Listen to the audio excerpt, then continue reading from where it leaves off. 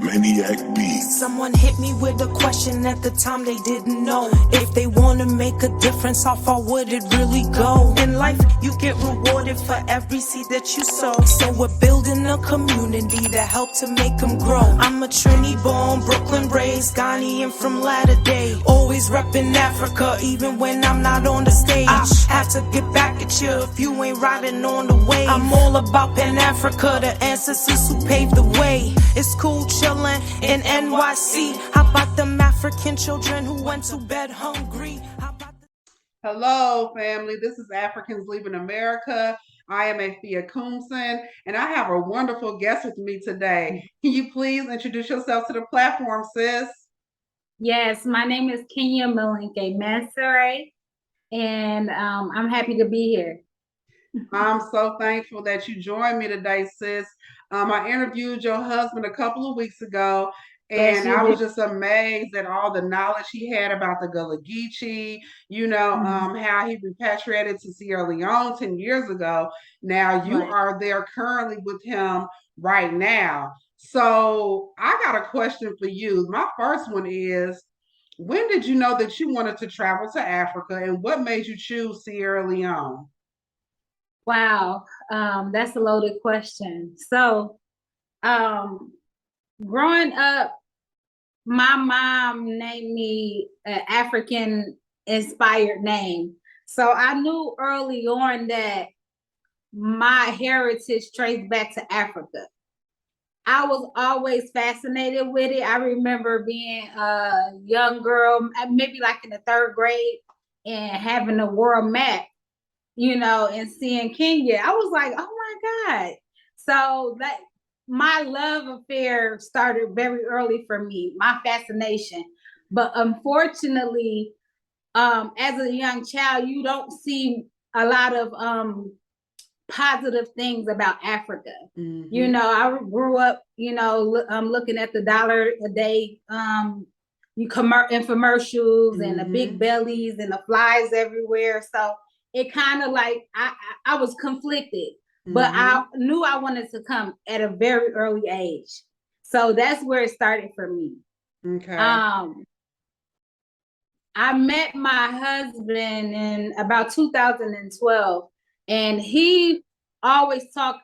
I was in the conscious community. I'll say I was a radio personality, so I knew a lot of people.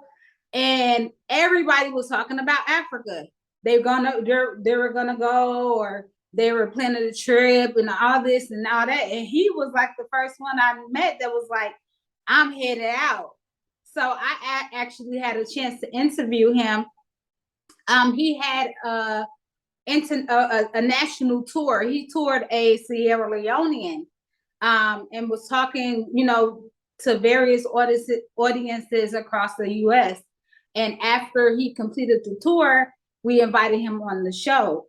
And I got a chance to understand the plight of Sierra Leone, how long he has been working with the people, his activist work.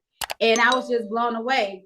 I did a lot of activism and a lot of awareness campaigns and things like that. But I've never been that close to an actual brother who was putting in that work. So at that time, a lot of times my eyes had always been set on East Africa, Kenya.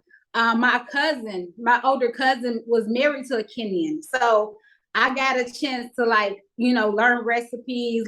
I got my first head wrap from her when I was a teenager. So I was going to be heading to Kenya, maybe Ghana. But then when I met him, I actually was like, oh, Sierra Leone, I haven't heard very positive things about it, Right. Like as teens, I remember the war, and I remember blood diamonds. Blood diamonds.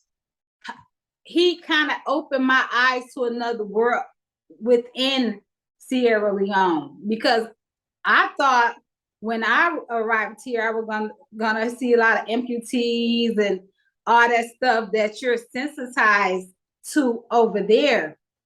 And it wasn't like that. But that's how I ended up in Sierra Leone years later afterwards. And what year did you okay, so look, did you visit first and then repatriate, or did you say no, I'm just moving?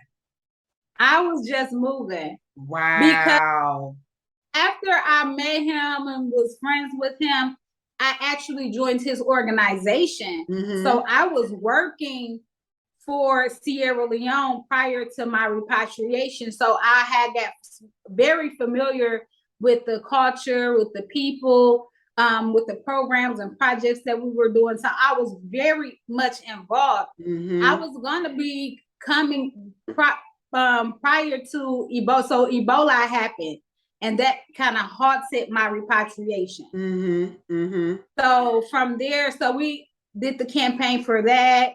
We did a lot of different work, but I actually made my repatriation 3 weeks after they declared the last case of Ebola. Once they said no more Ebola, 3 weeks later, I was here. And that was December 3rd, 2015. Wow. I will be making my 7th year mark, December 3rd, 2022. I tell you. You are an inspiration to many. I mean, people are, afraid to just, step out on faith, when it comes to Africa, because, we are so used to things, how they are here in the States with the healthcare, with the working system, a lot of, us here in the States that are African descent, we would rather work a job because it's so easy to do that versus starting your own business. Yes. So how are you making money out there? Well, so a lot of times, we actually got businesses here. Mm-hmm. We have a business in the US and we have a business here in the country. Mm-hmm. So we do have businesses. We have a consultancy business. We have a tourist company. We have farms and things, different ventures like that. We actually, to be honest, let me just say this. If my husband was not here, setting a tone, putting in the work, my life would be probably a whole lot different than the average person. So I had a head start through him. Right. We had a lot of experience with testing different ventures. First of all, we're activists and organizers by profession. So we actually got a chance to test a lot of different ventures through our activism. You understand? So we understood what would be a hit or a miss by really by trial and error. You understand? So that allowed us to kind of settle in different different ventures or arenas, and that really helped that by having that experience. And I tell you, you all are very involved with the locals, yeah. Like I saw, pictures that he sent me for the last interview, and I just was like, wow, what a beautiful scene, to see, our people and the people of Sierra Leone bridging the gap and coming together and living on one accord, because, we long for that. We long to be, around our brothers and sisters in Africa to teach us the way that, they live, because it is a totally different, world in Africa versus here in the States. So that brings me to my next question for you, the cost of living. How much is housing for a year in US dollars, land? Tell the platform a little bit about that.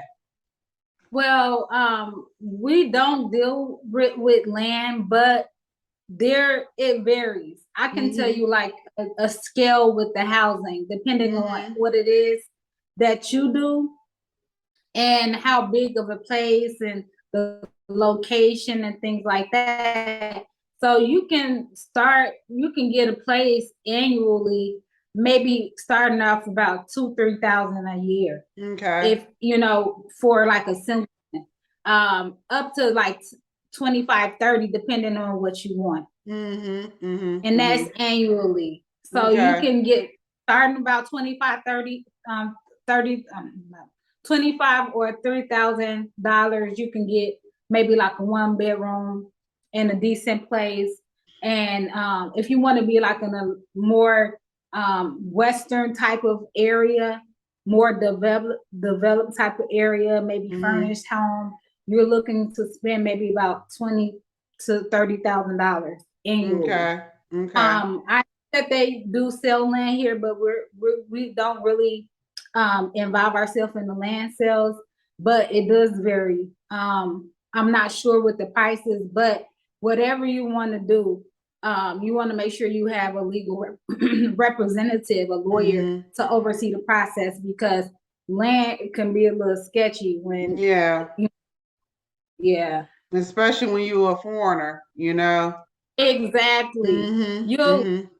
Hey, they've been I gave you some falsified documents. You think you're buying from somewhere, and it really belongs to another person, and that's something where Africa you have to be aware of. So you want to make sure you have legal represent lawyers and things like that, because they will be held responsible for representing you in your interests when you're here.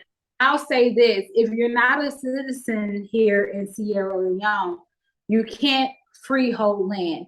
You lease land, and I'm pretty sure it's like that in Ghana too. It is. If you don't have a citizenship, they might rent you land 99 years or something like that. So it's kind of the same process, and it depends. If you're looking for land in the city, it's going to be more expensive getting land on the outskirts or in a rural area. Right. And I know a lot of our people are coming to farm too, you know. And your husband was talking about that. We didn't get a chance to get that far into the conversation, but he was talking about farming as well that you all are doing. So do you feel comfortable sharing with the platform a little bit about that? Yeah, so first of all, our farming, we're organizers. So we have different nonprofit organizations. So the one of the major issues here in the country, and I'm pretty sure it's the same in different countries in Africa, is food insecurity. There's not enough food. And then with the global crisis happening right now, just getting fresh food for everybody is pretty scarce. It was worse during the pandemic, during the lockdown. So we went to various different communities. We do have a program. It's called Tools and Seeds Farmer Assistance Project, where we go to rural communities, and a lot of times they have the manpower and they have the land, but they don't have the tools and the seeds.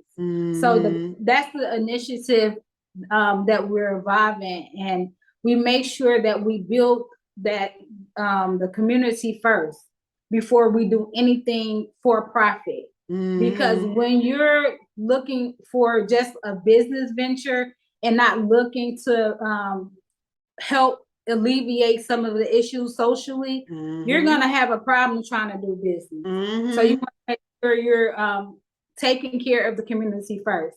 So what we do is go into the rural communities, have a meeting with our executive, have a meeting with the stakeholders, and we map out a plan to transform a portion of the land within the communities that's not being used to food, so to make it produce. We've done that since 2017, our first small scale, and the last farm we did was last year, which was our largest. We planted 20 acres of food with mixed crops. And it was so beautiful that really this year, after last year, they really was basically self-sustaining. We're still planting seeds from the farm, from the crops from before, replanting them this year and harvesting. So that's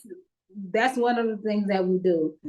So it's much more easier to transition from community farm to commercial farm when you're doing that way. Now the people are straight, they're cool. So when you plant your commercial farm, you don't have to worry about, all the things that you would have to foresee if you didn't take care of the community. So that's one of the things. So we're grassroots, so we make sure the people have what they want first and foremost. This is just amazing. The Most High, He put people together for a reason, and no, I'm serious, because like you and your husband, you both are on the same accord as far as like helping the people, putting into the community and not even looking for nothing, back in return. This is God's plan. God put people. I agree. Yeah, I'm serious. Like I see it written all over y'all. Like for real though. I seen it with him, but I really see the connection now with you that, I'm talking to you and everything that you both are doing, you have a lot going on, and it's not just about, yourselves. You are actually doing it for the people to help, sustain them and show them a different way of living. So exactly. you also have you all have a YouTube channel. It's called Gullah House Media. Yeah. Okay, so you all make sure you check that out and subscribe to their YouTube. And you also have a charity that you do as well for the people of Sierra Leone. So tell us a little bit about that. Okay, so we have an organization. First and foremost, the organization that we built in America is an extension. Actually, the one that was built here is an extension of the work we did in America. So how my husband and I got together was really, we had a working relationship first.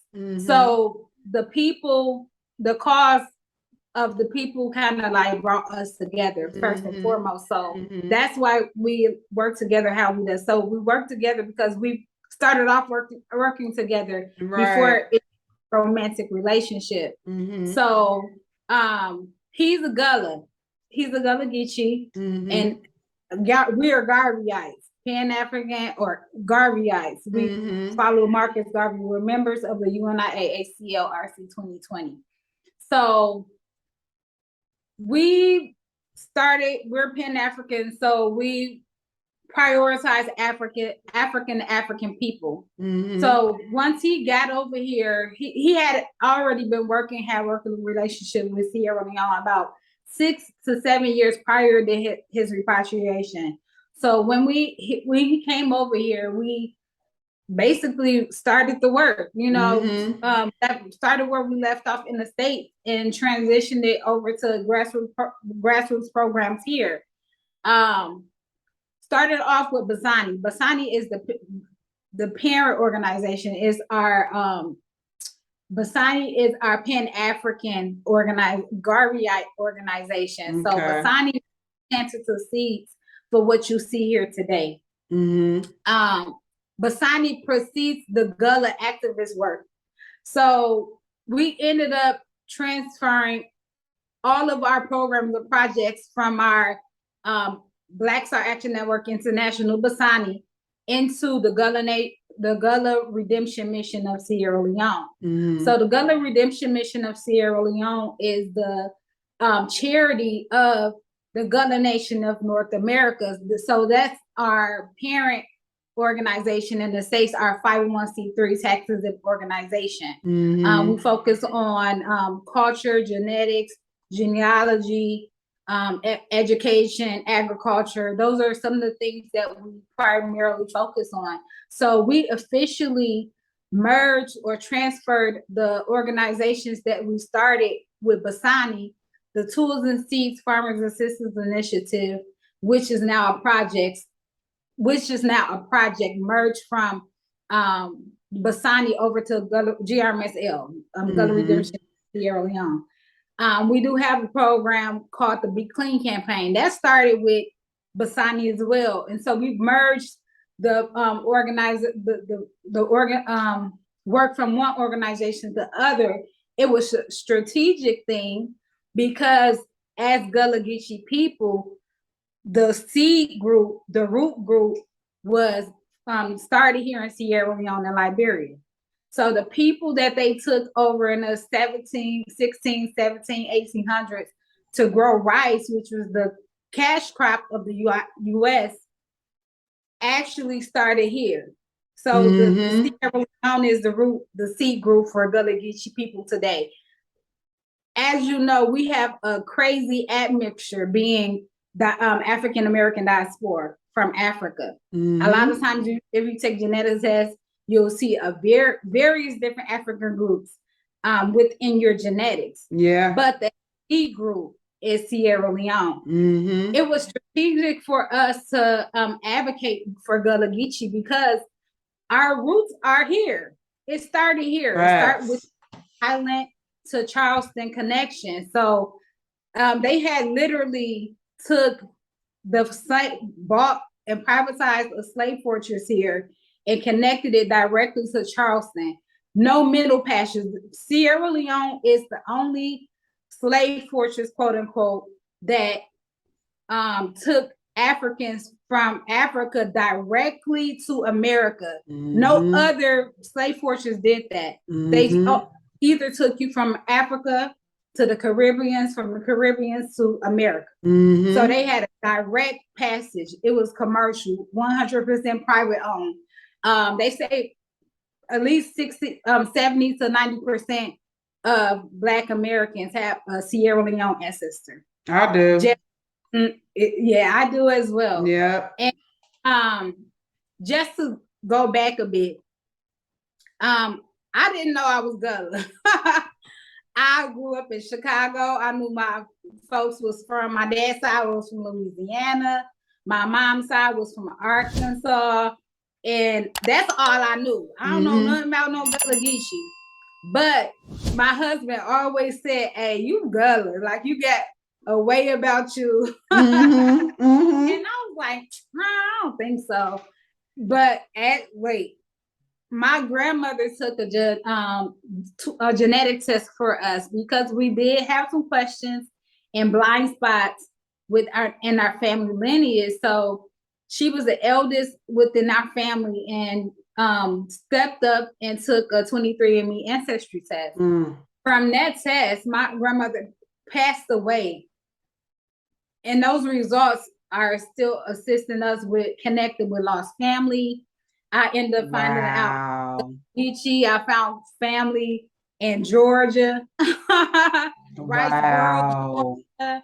And I just learned through genealogy just by tracing my grandmother's paternal side to a woman who was born in the late 1790s. And she was born and enslaved in St. Helena, South Carolina. So I didn't know any of this. So once I started finding this stuff out, found my grandmother's that she was connected to the Mandingo and Mende people, and I was already here when I started finding this stuff out. So it was really like divine intervention, really just placed me to where I was supposed to be, because I ain't know none of this stuff. I was just working. I was just doing the work. And it was just really just aligned with who I really was. And I just didn't know. I was, ignorant of it.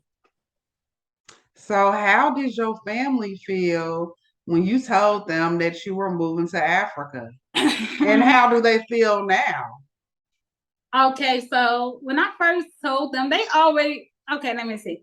So my mom always used to say she was going to Africa. so she was the first person that I knew who was always saying, I'm gonna go to Africa. That my mama. So when I told her, she was supposed to actually go to Africa with my elder cousin, who I told you who had a wife from Kenya. They were supposed to go when I was a teen, but it ain't never happened. Right. So when I was telling her, I was really updating her and my family as things were like progressing with our relationship, and kind of trying to like, hey, I'm gonna be going to Africa. Telling my friends, and they were like, what? You know, they were kind of, they knew if I was saying that I was serious about it, but they didn't know how serious I was. So my family they're a lot of, you know, they're not too conscious, but they're African centered. Yeah. So they're not too Europeanized. So I didn't have a lot of like ignorant comments from my close family. You know, people that was like friends or something. I had ignorant comments like, "Are you going to live in the hood?" and all this other stuff. So they kind of knew that I was going to be serious about it, because I kind of told them they had like a 2-year transition to when I came. So they were kind of prepared for it. But I don't think they were it didn't hit them until I actually got here. I'm like, oh my God. And I was a strong person within my family. So when my presence left, it was different. And so that was a transition within itself, you know. So my family was really supportive, but they kind of like I kind of felt the fallback after I was here for, I want to say, for maybe like from 8 months up until like the 3rd year. I'll say it was like a gap, because I'm real close with my immediate family. So I kind of seen like it was a little rocky. Yeah. And I had to check them. Don't act brand new. You know, don't change up on me now. My sister always say I cuss her out. I'm like, no, don't be acting like you know what I'm saying? It's different now that I'm here. You know, I need more support when I'm here. Exactly. You understand? Like, Africans go to America, they know that they have a family to support back home. And now I'm here. You understand? I'm here for a different cause. I'm here working with the people and things like that. So y'all have to step up. And so fortunately, my family, you know, supports me in the work that I do. And I'm really grateful for that. So, because a lot of people don't have that. My sisters help with, you know, things within the organization and things like that. So I'm lucky. But yeah, you are truly. You have to let your family know, because had I not spoke up had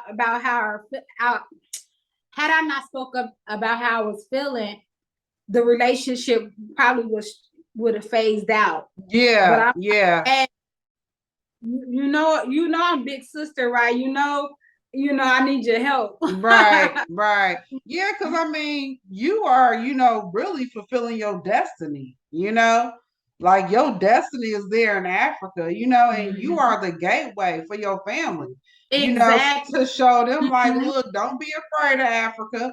Come visit me.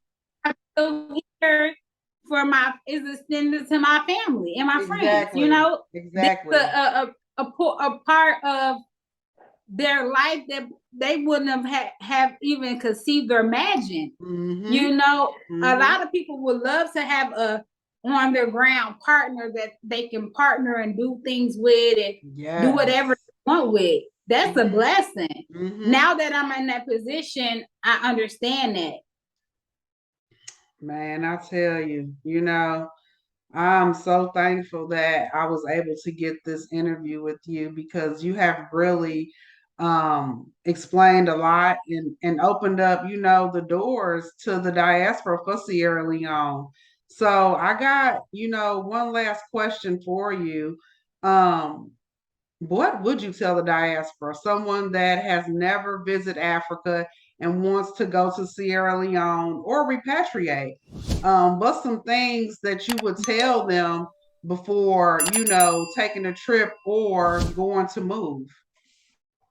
The first thing I would say is be prepared to change your mind, because a lot of the things, social media is better now.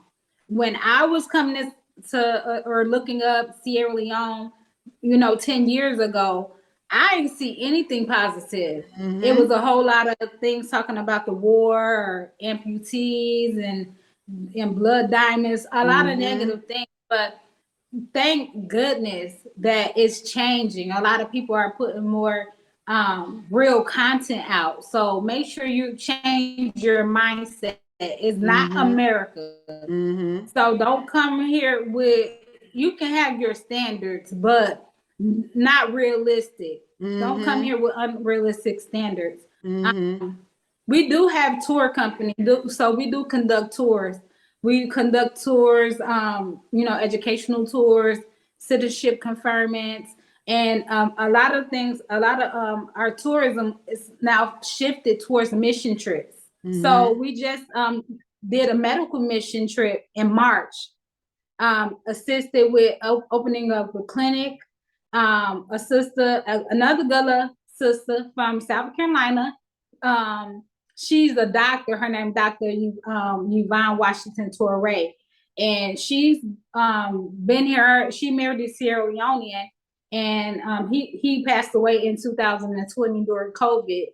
But in his honor, she took her establishment. She's a pastor, and she has a 9-bedroom house, actually like facilities to conduct mission trips.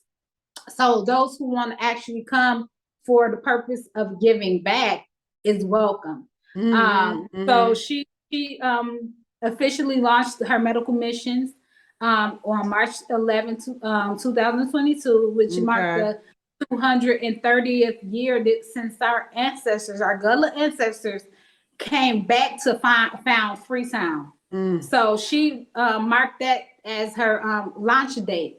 And she's going to be coming back and helping us with our medical mission trips in the rural areas as well. So her, as well, other doctor, Dr. Jose, they come here regularly to help with the medical crisis here. So if there's something that you want to do as far as business here, or if there's a program or project that you want to implement here, we actually help you with doing your visibility, market assessments, strategic planning. That's what we do. By profession, that's what we do. So we're able to assist you in those areas. And you're welcome, sis. I'll let you know about the other things that we're doing. We actually just partnered with an all women's led initiative that focuses on rape and gender-based violence. So we just entered into that partnership. You can find the interview on our media page on YouTube, Gullah House Media, and make a donation. The sisters here really need your help, especially surrounding that topic. That topic is heavy. My sister-in-law back in 2020, she's a 5th degree black belt. She has a karate school for 20 years. And so she came on a mission trip here and assisted the sisters with learning self-defense. She did a 2-day workshop. And after she left, the next week, a sister stood up and made a testimony that she actually used her new skills and beat a guy up. Wow.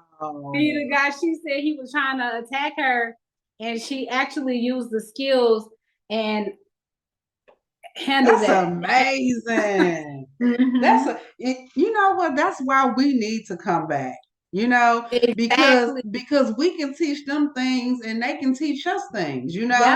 We can all come together as a collective and make Africa what God intended it to be. Exactly. Because in reality, they took us out. They did. And we have a lot of skills that they don't have access to because of colonialism and things like that. I think that we have a role to play in Africa. A lot of times they see missionaries coming back, they see people that don't look like us. Exactly.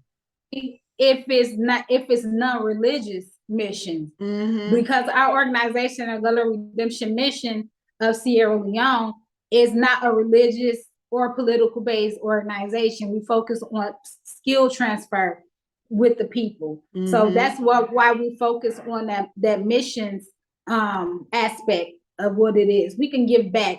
Even if you're not formally trained, if you have a skill or self-trained, you can come and transfer that here. Wow. I want to talk to you about that as well, the nonprofit, because me and my mother, we give back to Africa too.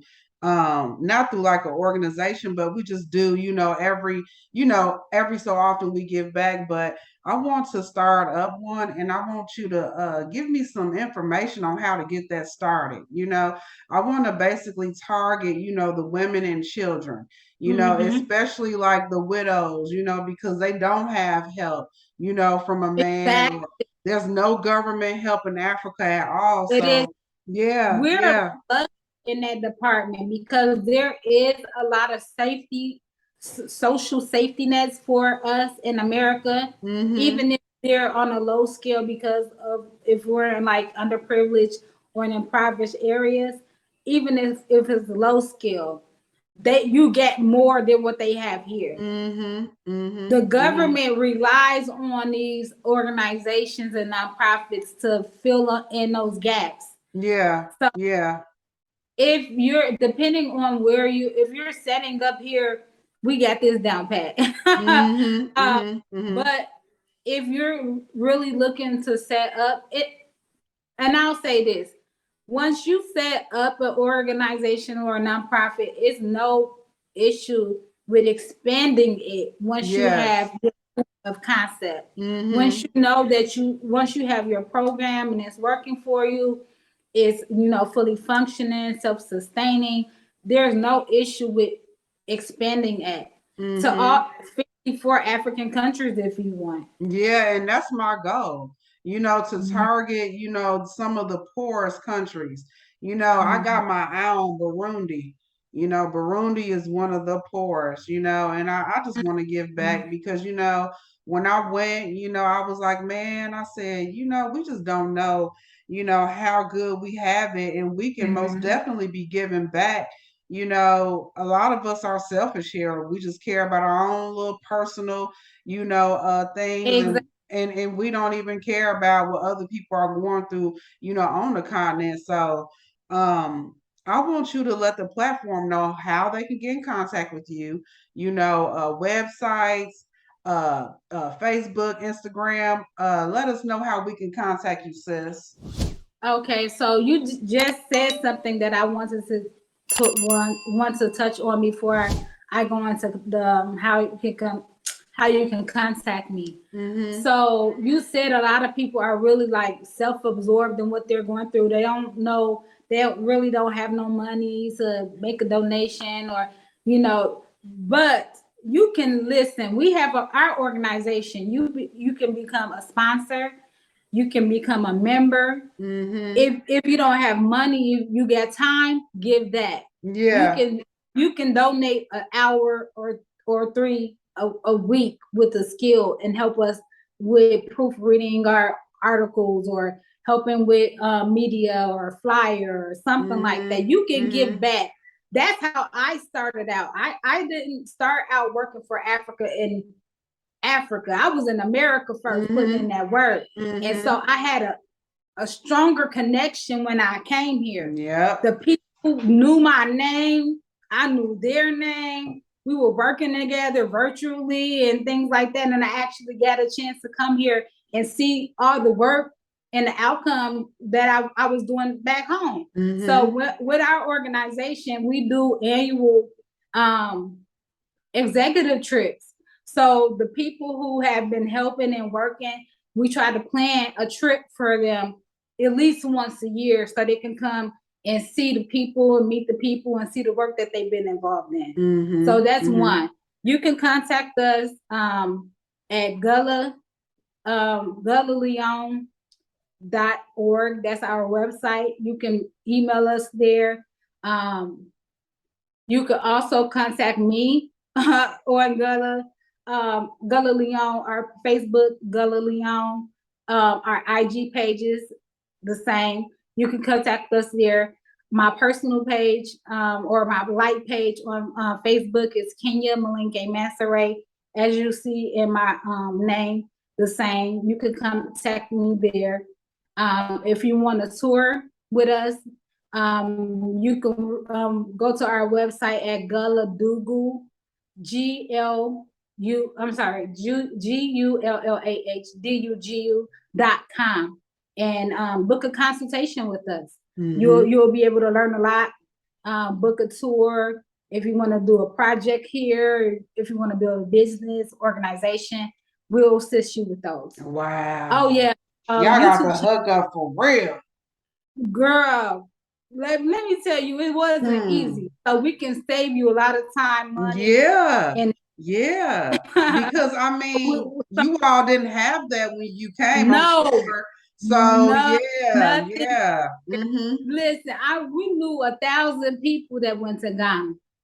We ain't know nobody, was nobody here. Even the citizenship thing, my husband and I literally put that on the table. It wasn't there. So you just see witness over the last 3 years, 200 people who trace back to a tribe here through African ancestry got citizenship. Yeah. We brought the first DNA tracer here. We sat in the office and had conversations and put out the criterias and everything. We started it. Man. And now it's official. You know what? We got to start supporting our people more. You know what I'm saying? For real. And we don't get as much support as you would think. Based on the work and the impact create. We don't have a lot of support, and and it's sad too. I'll say a lot of people have a competitive spirit versus a cooperating spirit, and that's dangerous. It's dangerous too. It's very dangerous, and a lot of times you're extending this gift that you have and putting it into someone else that's going to give back. And they're selfish and keeping it for themselves. You don't do a lot of sacrifices. That's why we just economized it. We was doing it for free. And then we'll teach them and everything, and they'll be competitors. You're like, what? We're here. What a shame. Thousands of people. We have hundreds of volunteers locally. So to have that happen, have that transition from, you met us as organizers and helping the people, and you're literally robbing information to compete against us. It's weird. So we call that cognitive dissonance, Yeah. Really. Yeah, but it's like the crab in the bucket syndrome. Exactly. For real. When we all supposed to be coming together, holding hands, kumbaya, y'all want to pull each other down. As soon as you see one come up, you want to pull them down. Well, I want to most definitely promote you on our platform. I told your husband he got an automatic approval on there, so whatever he posts gets automatically approved. And I'm going to put you on there as well, because I really want you to start promoting, everything that you're doing, everything. No problem. Yeah. Sis, I'm an admin to a lot of different groups, so that's what I do. Okay. Well, thanks, family, for joining us. This was such a wonderful interview. And thank you, Miss Kenya, for all of your information and your downloads. I really enjoyed it. And I'll make sure I put everything in the description box so they can know how to contact you if they don't catch it on the interview. Thank you so much. And I'll email you the different links and things, so you can have. Thank you so much. You have a wonderful evening, sis. Same to you. Bye-bye. Take care.